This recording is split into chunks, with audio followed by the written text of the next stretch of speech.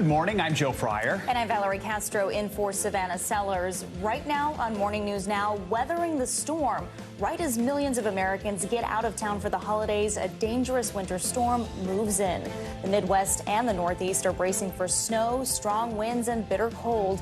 It's also being felt in the South with below freezing temperatures in places like Orlando. We're tracking where the storm is heading next and what to expect if you're traveling.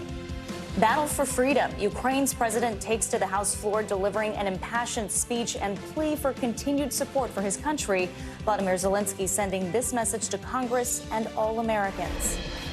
Your support is crucial. Your money is not charity. It's an investment in the global security and democracy.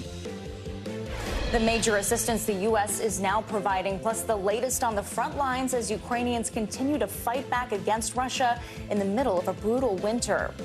Back in the U.S., former crypto king Sam Bankman-Fried is back on U.S. soil this morning, accused of fraud. He was extradited from the Bahamas and will now face charges stemming from the dramatic collapse of his company, FTX. We'll tell you what to expect when he faces a judge. Also this morning, the perfect gift. If you're still trying to find the best present for the youngest people in your life, don't worry. We're breaking down the hottest toys right now that won't be sold out at the store.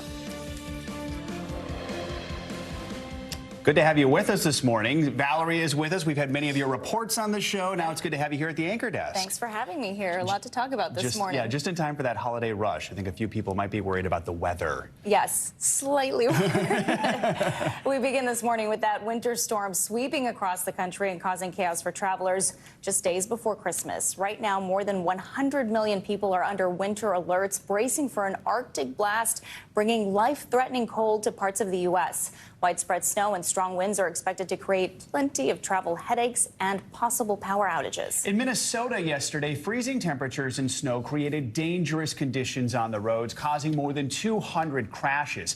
And Denver's airport saw a record-breaking temperature drop. Get this, 30 degrees in 15 minutes. And today, Green Bay, St. Louis, and Chicago could be among the cities feeling the brunt of this system. Weather experts say it's shaping up to be the worst Christmas time storm in decades. We have full team coverage with everything you need to know ahead of the holiday. Meteorologist Andy Lassman is tracking where the storm is now and where it's headed in the coming days. But let's start with NBC News reporter Julia Jester at Reagan National Airport. Julia, good to have you with us. So this is one of the busiest travel days for this long holiday weekend. Where you are in the Washington area is expected to see some of the problems. What's it like where you are right now, and what are they bracing for? Good morning, Joe. Well, I hate to jinx it, but things seem pretty smooth here so far just outside the nation's capital. Some lines are starting to form, a few delays so far, but we're really keeping an eye on that heavy rainstorm expected throughout the day, as well as how those blizzard conditions in the Midwest will affect departures here. More than 7 million Americans are expected to fly between now and January 2nd, so crossing our fingers for holiday travelers here and across the country. Joe? And Julia, this is Valerie, but how are airlines working to help passengers ahead of the storm? Well, Valerie, airlines are expecting today and tomorrow to especially be impacted by winter weather, and so most are dropping change fees for flights that are affected by that severe weather. So please check with your airline carrier to see if that's possible, because time is running out to get out earlier if you can. De-icing is going to become critical at airports to help keep operations moving and get those planes off the ground. And some airlines are getting creative.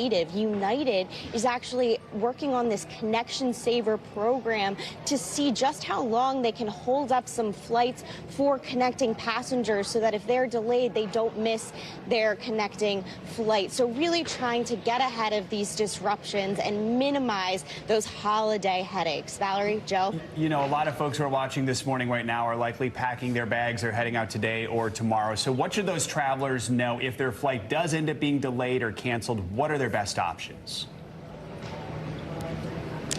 Delays and cancellations are big possibilities, especially here in D.C. We're looking at this afternoon as being a prime area where we could see those disruptions in other cities across the U.S., like Philadelphia, New York City, expecting those today, some Midwest cities and other Northeast cities tomorrow. Just a lot of chaos could ensue at airports. So how can travelers be ready?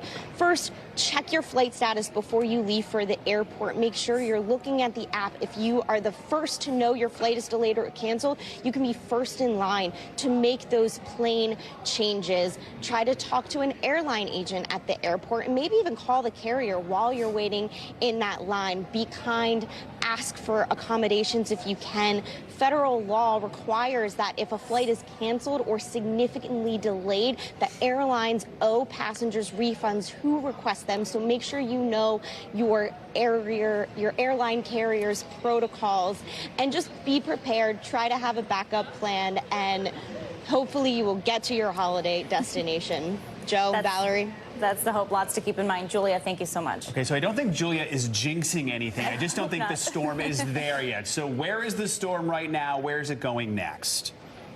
We're going to go to meteorologist Angie Lastman, who's tracking the storm. Angie, hey, good morning to you. Yeah, you took the words out of my mouth, Joe. That's exactly what I was thinking. Prepare if you're in the D.C. area here over the next, 24 hours for things to change. That's where we're starting to see some of that rain working in. You can see on our satellite and radar some of the rain working through. There's also a mix of some freezing rain as well as some snowflakes falling just to the north and west. We see plenty more snow draped across parts of the Midwest. That's where we're watching for some of those blizzard warnings that I'll show you in a moment. But when we talk about the rain, there could be a flood potential with this. Anywhere from 3 to 5 inches expected in the mid-Atlantic and expected to continue up into portions of the Northeast. We'll see coastal flood warnings as well. What does that mean? Well, our winds are quite strong. So 44 million people are going to be impacted by the potential for some flooding. But if you're along the coast, we could see surge up to 3 feet. We'll see coastal erosion as well with those really strong winds. And there's the winter alerts. 110 million people, guys. There's places maybe in the Southwest that aren't dealing with this wintry weather, but just about everybody is going to see impacts from this storm. When it comes to the snow impacts, it's mainly focused to the interior of the Northeast and stretch from portions of the Tennessee Valley into the Midwest. It looks like the bullseye is going to be along Lake Michigan. That's where we'll see those highest amounts. But with the really strong winds and with the really fluffy snow that we're expecting, we could see decreased visibility. So it's not so much in places like Michigan or Chicago where they get a whole lot of snow. 3 to 5 inches isn't, standstill for them. It's more the winds that are going to cause problems there with the visibility on the roadways and, of course, at airports. You can see those peak wind gusts, 63 miles per hour in Buffalo, 48 for Detroit, 48 for Indianapolis. And this means that power outages, they could be likely here for a wide swath of the country, and you don't want your power to go out or your heat to go out when you have temperatures like this. These are the current conditions in places like Kearney, Nebraska, where it is minus 44 for the wind chill, minus 42 in Billings, Denver, minus 29, and in a 24-hour period in Denver yesterday, 67-degree temperature drop. So that just shows you how cold it has been in Montana in 3 minutes, it drops 27 degrees. So this Arctic air is not playing around, and you can see it stretches as far south as Texas, where -2 will be your wind chill on Friday. So prepare for that. And by the way, places like Dallas, they're going to see these temperatures below freezing for 72 hours. So you want to take this seriously. Of course, Atlanta, -1 by the time Saturday rolls around. And these are the lowest wind chills that you'll see through Saturday. So take a look wherever you're watching from and take in exactly how cold it'll get where you are. Even Tampa, 26 degrees. I know that'll be brutal for you guys there. But it's going to impact basically all 50 states. We'll see wind chills below 32 degrees. So that's something that we'll want to take note of, especially when it comes to, preparing for the power outages and all that kind of stuff. That's my real concern with this. Exactly. And you've been saying the words flash freeze all week long, which, first of all, not easy to say. No, tongue twister. But it really is amazing how quickly the temps are dropping. And that's one of the things to watch out for here. And especially in New York, where you have rain right now, and D.C., and then it quickly drops. That's where we'll watch for black ice to really be prevalent. Thanks, Angie. Appreciate it. And turning now to Capitol Hill, where last night Ukrainian President Volodymyr Zelenskyy gave an impassioned plea to Congress for its continued military support following a day filled with meetings over the future of Ukraine. Zelenskyy was greeted by President Biden at the White House before discussing peace plans and aid packages for the war. The Ukrainian leader ended his tour of Washington with a speech to lawmakers and the American people. He urged the U.S. to not let up its support for democracy in Eastern Europe. Against all odds and doom and gloom scenarios, Ukraine didn't fall. Ukraine is alive and kicking.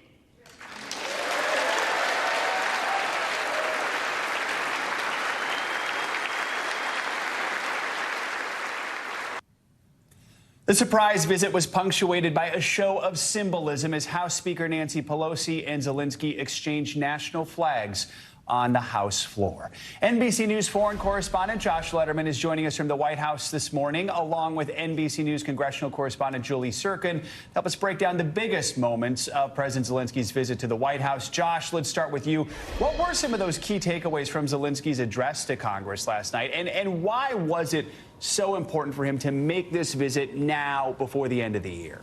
Yeah, hey guys, good morning. Joe, I think the way to think about President Zelenskyy's speech to Congress is really the three audiences that he was trying to appeal to in his visit here in the United States. One, of course, is to his own people, the Ukrainians, who want to see that their most important partners like the United States are not abandoning them, even as we start to approach the one-year mark of this war in February. The other audience was President Putin, and he wanted and repeatedly invoked President Putin's name directly throughout his short visit to Washington, trying to send a signal to President Putin that if he thinks he can simply wait out eroding support for Ukraine from its allies, that's not going to happen. But of course, the most urgent appeal was to the American people and to Congress as we get into this new Congress next year, where some of the new Republicans have been more skeptical about support for Ukraine. President Zelenskyy appealing directly to the American people, drawing a connection to Christmas, saying many Ukrainians will be having Christmas by candlelight this year, not because it's more romantic, but because they've been plunged into darkness by, of course, President Putin's war in Ukraine, Joe. And Julie, you were inside the House chamber when Zelenskyy spoke. He mentioned how exactly Ukraine is using American aid to fight the war. Let's take a listen. Your money is not charity. It's an investment in the global security and democracy that we handle in the most responsible way.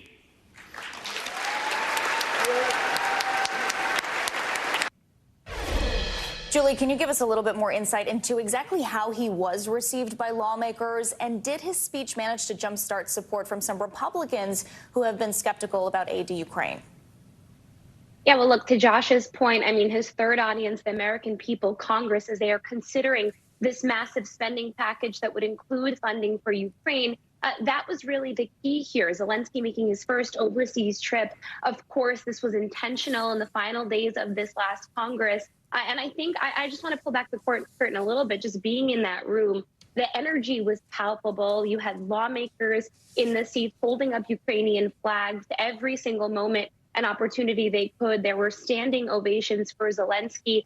So a real respect here among both sides of the aisle as the seats were all filled by lawmakers on both sides of the House and the Senate. But of course, some notable Republicans missing, and those even who were there in their seats, Lauren Boebert, for example, Matt Gaetz, the former president's allies, and those who share the thinking that perhaps Ukraine shouldn't be receiving what they're calling, quote, a blank check. And you heard Zelenskyy there saying this isn't charity. We need this money. This is important for democracy. And also, I should note these kinds of tones of democracy continuing throughout this week, with the January 6th Select Committee also set to release their report. So obviously, Speaker Pelosi in her final joint address presiding over that, really making her closing marks here as well by inviting Zelenskyy to make this speech. Julie, the Senate has yet to pass the $1.7 trillion omnibus spending bill. So do we think there's going to be any movement on that deal following Zelenskyy's speech? And how much of the Ukrainian aid is hanging on the passage of that spending package?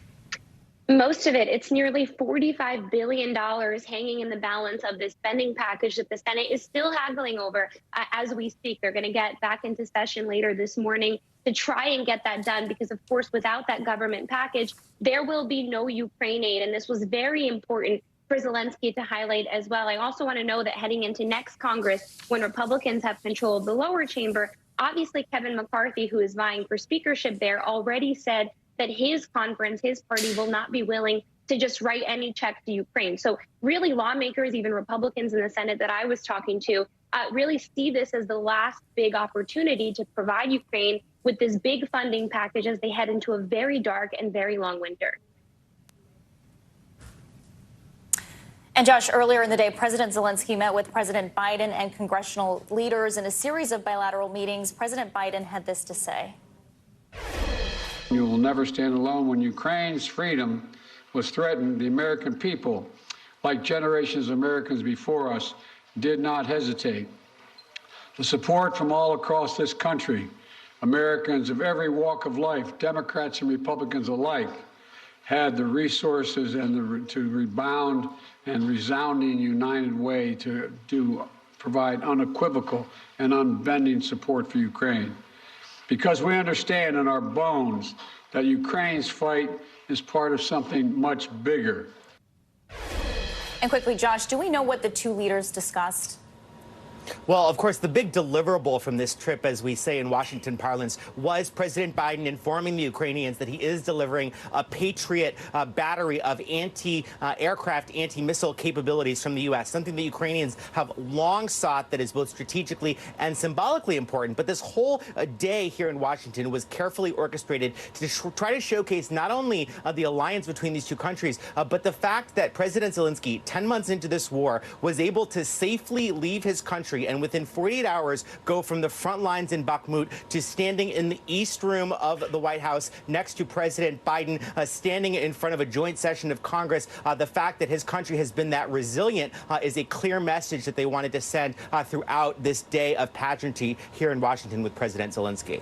Okay, Josh Letterman and Julie Sturkin, thanks so much. Zelensky's surprise trip to Washington comes at a crucial point in the war as we head into winter. More than 300 days have passed since Russia first attacked Ukraine back in February. For more, let's bring in NBC News foreign correspondent Matt Bradley, who's in Kyiv for us this morning, and former U.S. Ambassador to Ukraine John Herbst. He's also the senior director of the Atlantic Council's Eurasia Center. Good morning to you both. Matt, let's start with you. What's the latest on the ground where you are in Kyiv, and what's been the reaction there to President Zelensky's trip to Washington? Yeah, guys, well, I can tell you that the reaction here on the ground has been, they're so encouraged by this move. And just as Josh was saying a moment ago, having the president going from Bakhmut, the heart of the fighting at this moment, all the way to the East Room of the White House in just 48 hours was really a stirring experience and something that I think a lot of Ukrainians were really cheered by, because this was a moment that we got to see President Zelenskyy doing what he does best. He got to tell the entire Congress, the entire world, a message that, as he said, a message from ordinary Ukrainians to ordinary Americans. And that gratitude is something that you can feel palpably on the streets here in Kyiv. When you go around, when I tell people that I'm an American, that I work for an American news organization, they are filled with gratitude. But in the same way they make that turn, they want more. They want more weapons, and not just these defensive Patriot missiles, but also more offensive weapons, the kind of weapons that can project Ukrainian power and artillery into Russia proper and into Crimea, which Vladimir Putin illegally annexed back in 2014. So, that's something that a message that a lot of Ukrainians, and especially people in the Ukrainian government, want to convey to Washington as the new Congress is just about to be seated. I spoke with a member of parliament who's also a prominent member of Zelenskyy's political party here in Ukraine. And here's what she told me, building on that notion that this is not charity, that this is an investment for the West in defending their democracies. Here's what she said. This is not funding the war, this is stopping the aggressor. And we really fight this argument for, at the very beginning, that it escalates the operations on the ground. Let's imagine we wouldn't receive these types of weapons. Where would we see possibly the escalation and the war now? At the border with Poland? I doubt, but still, we can't fight with sticks. We have to fight with very good weapons. So this is something where she's saying bringing more weapons to bear against Russia won't be escalating the conflict and won't be putting us on the precipice of a third world war. This is a defensive maneuver. For Ukrainians, offense is defense. Guys? Ambassador Herbst, let's bring you into the conversation here. So the U.S. announced it's going to send what's known as Patriot missile defense systems over to Ukraine for its military to use. How important is this particular package, and really how important is Zelensky's wider plea to Congress for aid at this juncture in the war? The Patriots are a very important step. And it's unfortunate that the decision was leaked last week. So that makes the visit and the Patriot element of the visit something of an anticlimax.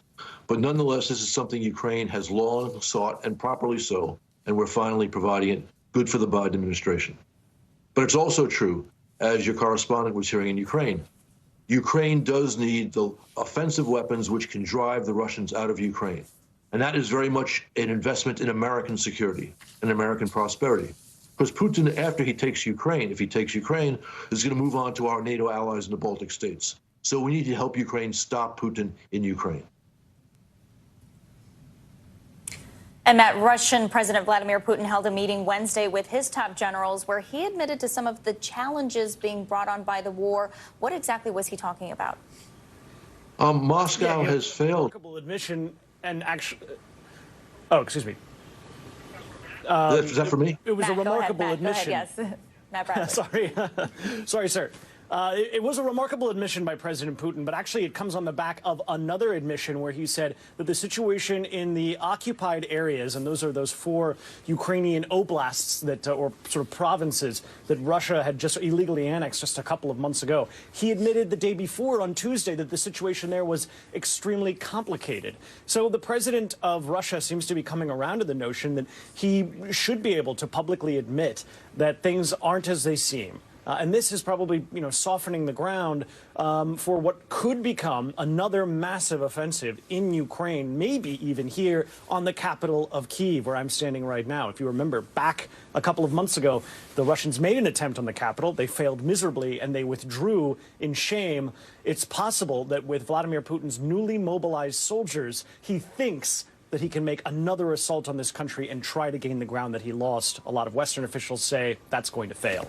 Guys. Right. Matt Bradley and Ambassador John Herbst, we're out of time, but thank you both so much for joining us for this important conversation. We appreciate it. And turning now to the crisis at the border, and there are concerns over the tactics being used by the Texas National Guard to contain the surge of migrants. This as thousands are waiting on a decision from the Supreme Court on whether the Trump-era restriction known as Title 42 will end.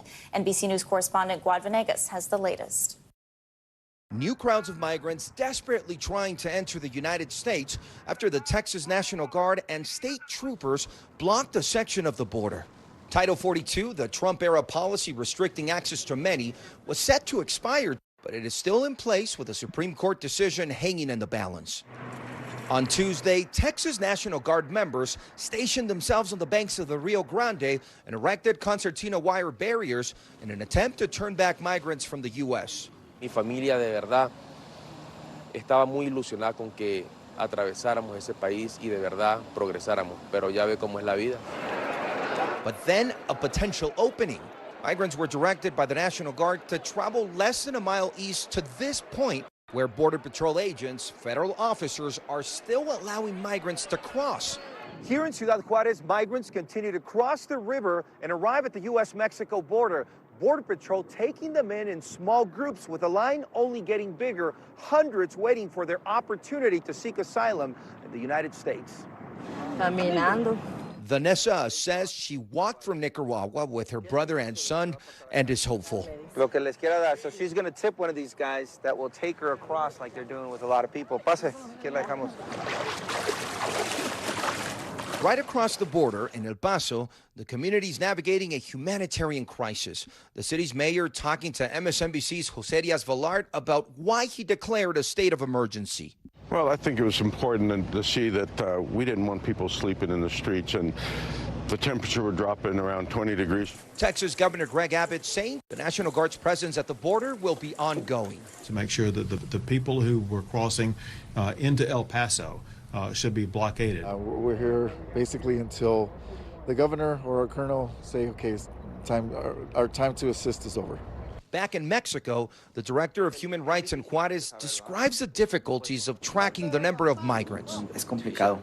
He says it's very complicated to know how the migrants arrive. They arrive by train, by bus, by airplane, private vehicle, so it's very complicated to really know where they're at and how many there is. More than 600 miles away in Reynosa, Mexico, a similar story unfolding. Tenemos mucho tiempo aquí, no podemos ir durmiendo aquí, los niños enfermos, todo.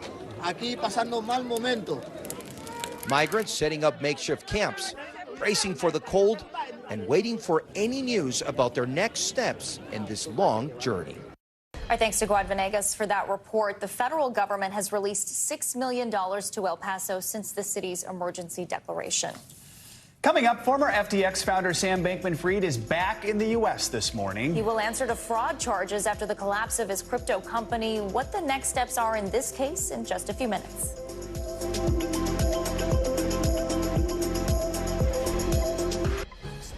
Welcome back. FTX founder and former CEO Sam Bankman-Fried has touched down in the U.S. to face charges in connection to the collapse of his crypto kingdom. Yeah, the billionaire was extradited to the States after being arrested in the Bahamas. NBC News national correspondent Gabe Gutierrez is here with more on these overnight developments. Gabe, good morning. Joe, good morning. And the 30-year-old is accused of committing one of the largest financial frauds in U.S. history. And today, he is set to appear in a New York courtroom for the first time as two of his associates plead guilty to related charges. This morning, the one-time crypto king, Sam Bankman-Fried, is back in the U.S. after agreeing to be extradited from the Bahamas. Overnight, his plane landing at an airport in Westchester, New York, just outside of New York City. The former billionaire faces charges including wire fraud and money laundering, stemming from the dramatic collapse of his massive cryptocurrency exchange, FTX. Samuel Bankman-Fried is now in FBI custody. He will appear in court before a judge in this district as soon as possible. Billions of dollars vanished when the crypto firm imploded suddenly last month. Bankman-Fried denies that FTX misappropriated customer funds when it made loans to another one of his companies, Alameda, a hedge fund. I made a lot of mistakes or things I would give anything to be able to do over again. I didn't ever try to commit fraud on anyone. His extradition comes as two of Bankman-Fried's former associates have pleaded guilty to related charges. The U.S. attorney says FTX co-founder Gary Wang and Caroline Ellison, former head of Alameda, were both charged with roles in the frauds that contributed to FTX's collapse. Both Ms. Ellison and Mr. Wang have pled guilty to those charges, and they are both cooperating with the Southern District of New York. Overnight, Wang's attorney telling NBC News Gary has accepted responsibility for his actions and takes seriously his obligations as a cooperating witness. The U.S. attorney with a warning to others involved in wrongdoing at FTX or Alameda. If you participated in misconduct at FTX or Alameda, now is the time to get ahead of it. We are moving quickly, and our patience is not eternal. Again, Bankman-Fried now faces arraignment today here in New York, and a key question is whether he'll be granted bail, like Bernie Madoff was, guys. All right, Gabe, thanks so much. Appreciate your reporting. International headlines now. Just 2 weeks after China has loosened its COVID-19 restrictions, a new surge of cases in the city where it all began. Claudio Lavanga joins us now from Rome with that and more. Good morning, Claudio. Good morning. Yes, it kind of feels like it's back to square one for COVID-19 as the city of Wuhan, where the virus was first detected about 3 years ago, is experiencing a new surge. Now the new wave comes as China eases its zero-COVID policy, relaxing restrictions such as lockdowns and movement tracking.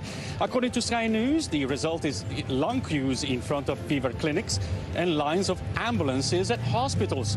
I'm talking about ambulances. Let's move to England and Wales, where today health authorities fear that loads of patients will be turning up at hospitals using their own transport after thousands of ambulance workers went on strike on Wednesday over pay and working hours. The strike meant that very few ambulances were on the road yesterday, giving priority only to the most urgent life-threatening cases. Ambulance crews are the latest category of health workers across the UK, including nurses, that have crossed their arms over pay in the past few weeks, putting a real strain on the health service. And let's take a dive in the Rio de Janeiro aquarium, where Santa has decided to take a little swim.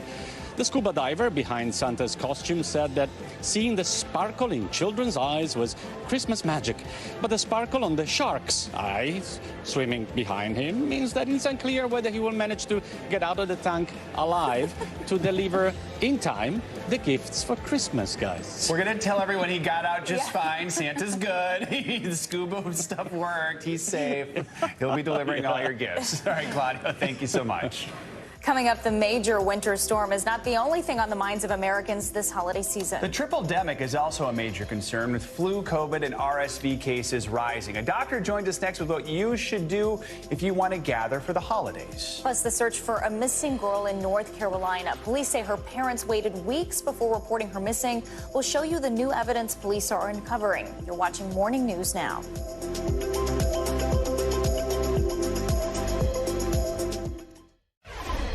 Welcome back. This holiday season, more than 110 million Americans are planning to travel at least 50 miles to gather with friends and family. That makes it the third busiest year for holiday travel since AAA began keeping track in 2000. But with a resurgence of COVID and an increase in both flu and RSV, many are worried about staying safe. So joining us now to answer some of the questions that are probably on your mind right now is NBC News medical contributor and CEO of Advancing Health Equity, Dr. Uche Blackstock. Dr. Blackstock, always good to have you with us. So let's start with what to pack. I bet a lot of folks are wrapping up their packing this morning as they prepare to head to the airport and get out of town. What should we make sure to bring with us on our trips to help stay healthy? Right. Hi, Joe. Thank you so much for having me. So definitely bring along those high quality masks. So N95 or KN95 masks. Bring along those rapid tests with you in case you start feeling unwell as you're traveling or to test before a gathering. Make sure to bring along fever reducers. So ibuprofen or acetaminophen, so what we know is Tylenol or Motrin, in case you develop a fever, and as well as those hand sanitizers to keep the hands clean, because we know RSV and flu get transmitted through surfaces. So I have a story. I was on a train in Amtrak last weekend, and literally the person next to me started coughing like crazy. Aww. They weren't wearing a mask. They took out a bag of cough and cold medicine, which means they knew they were sick. So I got up and moved to the cafe cart. But when you are actually, whether it's a train or perhaps more importantly a plane, and someone next to you starts coughing, what precautions should you take? Right. So the two precautions are obviously, one, keep that high quality mask on for as long as you can. Even if you get thirsty or hungry, I would try to hold off on eating or drinking until you get off the plane. So N95 or KN95 mask. The other thing you can do when you're on a plane is direct that vent, the vent that's above your seat, direct it towards your face. And that will actually help disperse some of the air around you and can be protective. So those are two things that you can keep in mind. We still do believe that the plane's filter systems are pretty good and helping, right? Yes, so the plane system, especially when they're in the air, the filter systems are actually excellent. It's only when the plane is on the ground, like during boarding and deplaning, that you have to worry, because at that point, the circulation is turned off. So those are the most critical and potentially dangerous times for viruses to be transmitted. And perhaps the best time to definitely be wearing that N95 mask. So when we are with our friends and our loved ones and we're sitting around the dinner table or sitting in the living room, what are some of the steps we can take to just try and keep from getting sick there? Right. So really the most important thing for indoor gatherings is obviously to test before you're gathering with your family and loved ones. So that's test within the 24 hours before you gather. But when you're together, keep some of those windows open, have an air purifier in the room with you. Make sure that there is adequate ventilation. And obviously, if you are sick or feeling like you're getting sick, stay home and spare your loved one, potential infection. Always the best advice. Dr. Blackstock, thank you so much. Happy holidays to you. Turning now to new details in the mystery of a missing 11-year-old girl in North Carolina. The parents of Madalena Kojikari have been arrested after police say the family went weeks before reporting the young girl's disappearance. Police in a desperate search for 11-year-old Madalena Kojikari, now missing for a month, last seen in this recently released surveillance video from police. It shows Madalina on her school bus getting off at her neighborhood stop on November 21st. That was the last time Cornelius police say she was seen in public. Her mother and stepfather now charged with failing to report her disappearance. Police saying they waited 3 weeks before reporting her missing on December 15th. Her mother reporting it after school officials looking into her absence first raised concerns. Now the FBI has joined the search, creating these flyers, while local law enforcement has scoured the family home and a nearby lake for any signs of the middle schooler who police say loves ice cream and horses. I've spoken to one of the educators at her elementary school who told me that she was a quiet girl. Another one of her teachers, her teacher just last year, stated, I saw on Facebook, that she was a very smart young girl. So we miss her. A police report detailing what led to her parents' arrest. Her mother, Diana, telling investigators she and her husband, Christopher Palmater, Madalina's stepfather, argued the night of November 22nd. And the next morning, he drove to his family's house in Michigan to recover some items. Diana said she noticed her daughter missing a day later on the 24th. When asked why she waited so long to report Madalina's disappearance, her mother said she worried it might start a conflict between her and Christopher, and she believed her husband put her family in danger, but she did not know what happened to Madalina, adding Madalina doesn't have a cell phone, but a backpack and some clothes were missing from her room. Neighbors nervous about the circumstances and the search. It's very concerning that something like this could happen, that it was so close to us. Community members holding candlelight vigils, hoping for answers. Just the outpouring of love and prayers that everybody wants to be a part of this has really touched us even more. And hopefully that'll help get the parents to open up. Madalina's mother also told police that she reached out to her family in Moldova when she noticed her daughter missing. They encouraged her to report it, but says she was still hesitant to call police. The couple has been appointed public defenders, and we reached out for a statement from the Mecklenburg County Public Defender's Office, but have not heard back. Coming up, 2022 has been a year filled with a lot of tech breakthroughs. And a lot of tech talk. We have the biggest stories and discoveries of the year and what it could all mean for life as we know it in 2023.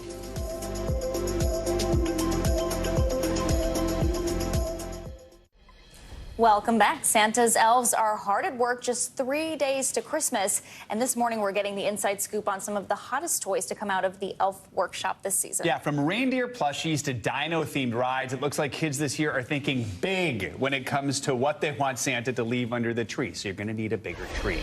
Lori Shack joins us now. She could have the best job title ever. Lori is the Chief Toy Officer at the Toy Insider. You can see exactly why, because she has all the toys with her right now. Good morning, Lori. So good to see you. So we know kids are quick to jump on any major toy trends. What's on their list this year? All right, let's start with some hot toys that you can still get, like our 3-Doodler Start Plus. This is the bundle maker, and it all starts with this 3D pen. So there's plastic that goes in here. Kids use templates to draw, or they can draw right up. It's really, really cool. It never gets hot. And there's projects in the box. So using these strands, kids can either do the projects in the box. They can make things like these bridges, towers, or they can just make anything. So beautiful room decor, even great for homework projects. It's really awesome. And kids will never outgrow this. They will just get into more intricate building and designs. A lot of cool stuff there in front of you. We know that money is tight for a lot of families this year, so a lot of people are looking to get the best bang for their buck this holiday season. What are some of the budget-friendly options that can still deliver on all the fun? So I love this reindeer in here. This is our little Blizzard plush. A really adorable brand new story. The antlers are different sizes. So it's really a story about how Blizzard and Blizzard's friends help to save Christmas, but they're all unique, and teaches kids that being different is very normal. So great little story, great little friend to take on adventures all through December. Then it gets put away until the following year. And MGA just came out with Miniverse. So for those parents who remember when Bratz first came out just a little over 20 years ago, now we have a throwback to all those originals, and they're adorable. So each one of these comes with 2 of these little mini Bratz. It comes 2 in a case, and the case then turns into a stand for them. So really, really cute. And then even an item like this. So you're looking at $7.99 and $9.99, but this cool ride-on that this is, from Jurassic World. We talked about dinos. It's fierce, but it's a great little ride-on, goes 2 miles an hour. So cute as can be. And when we want to be fierce, we just pull back on the lever for some great roars. That is definitely the one I would have wanted as a kid. By the way, the reindeer that's a little different and Save Christmas reminds me of another reindeer. I'm trying to remember who that one was. All right, last question is for all the holiday procrastinators out there. What toys are out there for some of our last-minute shoppers? Is it too late to snag a good gift? No, it's never too late. And I have 2 great items. First, we know that the weather is changing this week. So for those of us who are going to get slow, we need an awesome sled. So this is our H2O Go Arctic Rush. It's this great inflatable. It's 4 feet around. It's got oversized handles for kids to get those gloved hands in. And it's got this weather-resistant coating, so it won't freeze, easy to inflate and deflate, even while it's snowing. And if it's too cold to go outside, then we need a great game for the entire family. Chicken versus hot dog is hysterical. We have 2 teams. One team takes the chicken, the other takes the hot dog. There are challenges. You flip it, you bid on who's going to do it, and then it's about flipping your hot dog or your chicken. You might have to flip it with your eyes closed. You might have to do it over your shoulder, and you want to be the first to complete your character. Really fun. Everyone's going to love it. We love those games that keep us laughing. So many great options, and I feel like that sled is going to come in handy for some people across the country. Except maybe not this weekend because it's a little chilly. True. Then chicken versus hot dog. There you go. That'll be fun too. Lori Schott, thanks so much. Now, this holiday season, many small businesses are hoping to regain some of their losses from the pandemic in the final push before Christmas, despite feeling the sting of inflation. NBC News correspondent Katie Beck has that story. Customers at Red Barn Mercantile in Alexandria, Virginia, can find anything from a card to a couch. Did you guys have any questions about the rugs? The eclectic small business welcoming a return to the register this season after feeling the squeeze of slowed shopping during the pandemic. It was rough. Owners like Amy Rutherford now hopeful for a comeback. Thank you. It's been a nice rebound for us. I've got new customers coming through my door. And for small shops, the holiday season is make or break. We will do half of our business in the last 3 months of this year. But now another pinch, inflation, higher costs to Rutherford and her customers. Shipping prices and cost of goods, it's across the board. While the National Retail Federation expects shoppers to spend between 6% and 8% more than they did last year, inflation accounts for most of that. 70% of consumers are taking inflation into consideration this holiday season, and about half are buying fewer gifts as a result. In terms of shopping, yeah, I would say yes, actually. We did cut back. I'm cognizant of where and what I spend money on. But Rutherford says her spirit for small business survival ever strong. I think she'll want it right there. Working to lure customers with 11 decorated trees inside her store. My message to people is thank you, thank you, thank you for shopping small and shopping local. The season of giving, this year also one of gratitude. Katie Beck, NBC News. From cryptocurrency to making new friends in the metaverse, 2022 was a year full of all things tech. NBC News technology correspondent Jake Ward has more on the major tech stories that kept us talking and tweeting this year. 2022 saw the enormous potential and the enormous risks of technology play out over a single year. There were a lot of big promises made that wound up going nowhere or worse. The biggest, of course, was crypto. The stuff of Super Bowl commercials and overnight billionaires. Cryptocurrency ended 2022 in flames as Sam Bankman-Fried, founder of FTX, became the face of a crisis that wiped out individual investors and deeply wounded the industry until investigators closed in and had him arrested in the Bahamas. Big tech companies, symbols of endless growth, flailed this year as the economy suffered. Meta sank from $1 trillion valuation last year to $268 billion this year as advertising fell apart and it blew billions on its founder's dream of a metaverse in which we will all work and play. It and other big tech companies laid off tens of thousands of people. But no one tech company grabbed the headlines quite like Twitter. When Elon Musk stopped fighting and finally went through with acquiring the company as promised, every day brought a new surprise, from firing more than half the staff to a wave of embarrassing impersonations to inviting Trump and other banned folks back. As the year ends, we still do not know what Twitter will be when it all shakes out. And now that the Supreme Court has agreed to hear a case that would make social media companies legally responsible for what we post, well, we don't know what social media will look like this time next year. But with all this drama, the year also saw some big discoveries. Artificial intelligence made some amazing new tools possible, including Dolly and Midjourney, which allow anyone to create gallery-ready art by just describing what they want to see. Goodbye, Hollywood. Goodbye, art degree. And new software from OpenAI called ChatGPT is like a Google you can ask to do things, like write a novel or software for you. Who knows what companies and ethical issues that could launch? Finally, speaking of launches, the James Webb Space Telescope, the most powerful ever built, left Earth and revealed the atmosphere of a possibly livable world, along with images of the birth and death of stars. It's a reminder of what we can pull off as a species, and that all these tech dramas here on Earth are really pretty tiny in the scheme of things. Our thanks to Jake Ward for that roundup. And tonight, Savannah and I are taking a look back at many of the other stories that define this year, from the war in Ukraine to the royal family. 2022 headlines, highlights, and history airs tonight at 9 p.m. Eastern right here on NBC News Now. Coming up here, it is a magazine cover that has divided the internet. New York Magazine is taking a deep dive on Nepo babies, the kids of famous Hollywood parents who some believe have been able to start their career thanks to their family. We'll explain the backlash next.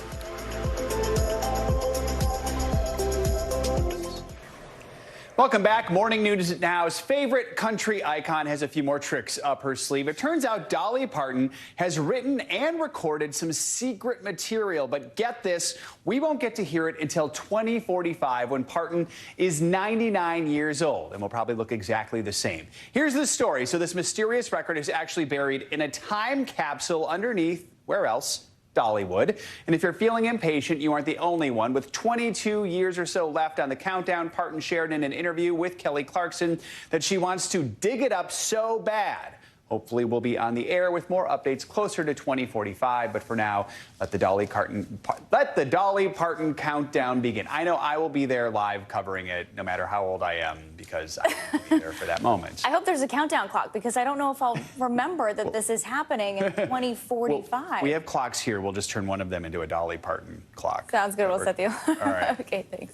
Finally, this hour, a heated debate taking over social media. New York Magazine's latest issue has people divided over nepotism in Hollywood. The cover shows the heads of famous celebrity children imposed on baby bodies next to the headline that reads, "She has her mother's eyes and agent."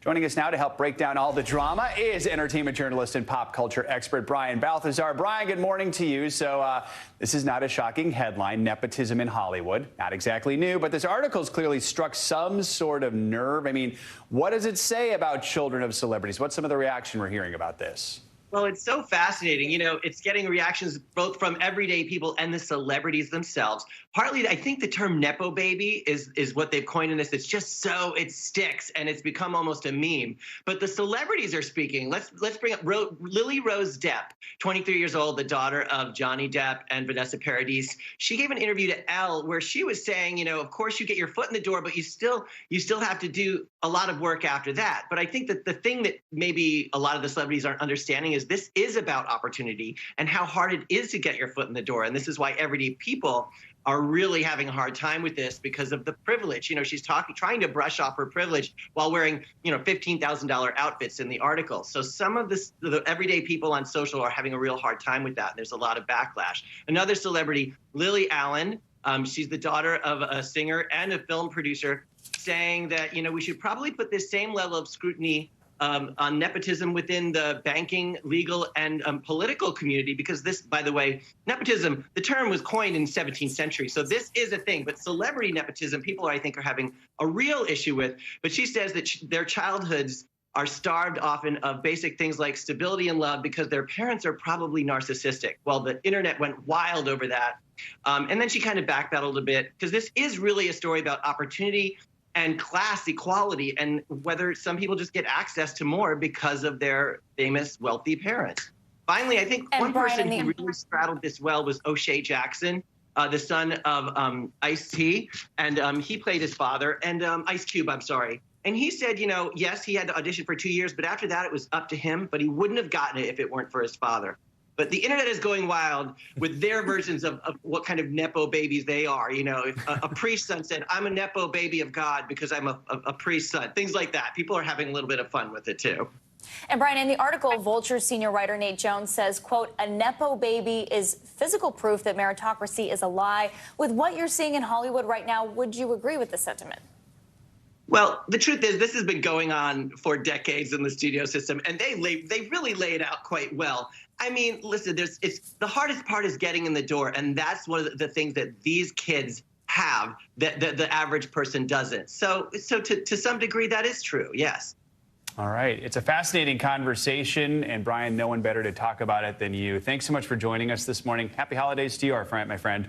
Thanks. I'll see you at the Dolly event. There you go. We'll be at the Dolly Countdown together. It'll be a huge event. Mark your calendars. 1945 or 2045. 1945. Different year. All right. That does it for this hour of Morning News Now. The news continues right now.